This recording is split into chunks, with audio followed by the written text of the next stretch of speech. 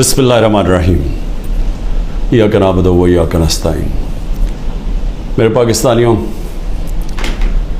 इब्न खालदून जो दुनिया मानती है कि जो मॉडर्न हिस्ट्री है, जो जिस तरह मॉडर्न तारीख लिखी गई, उसको बाप मानते हैं कि वो सबसे पहले उसने तारीख को सही माने में लिखना शुरू किया। तो इब्न खालदून एक जगह कहते हैं कि मैंने जब जितना कुरान और इस्लाम की स्टडी की है तो मैं एक नतीजे पे पहुंचा कि अल्लाह ने इंसान को दुनिया में भेजा ही एक वजह से कि अल्लाह की ज़मीन पे इंसाफ कायम करो।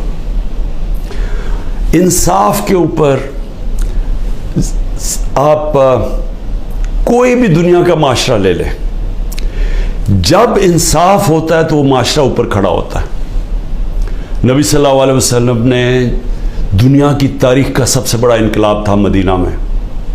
कोई इसकी मिसाल नहीं है दुनिया की तारीख में कि हिजरत होती है 622, जंग बदर होती है 625, 313 लड़ने वाले, और 11 साल के बाद एक सुपर पावर घुटने टेकती है रोमन एम्पायर, और उसके अगले साल दूसरी सुपर पावर घुटने टेकती है पर्शियन एम्पायर कदसिया में।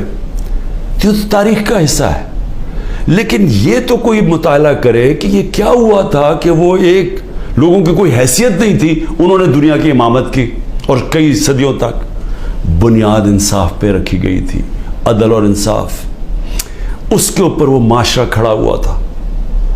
और वो इंसाफ ऐसा था कि हज़रत अली रज़ियल्लाहु ताला एक यहूदी से केस हार जाते हैं, काजी खलीफा वक्त की बेटे की गवाही नहीं मानता।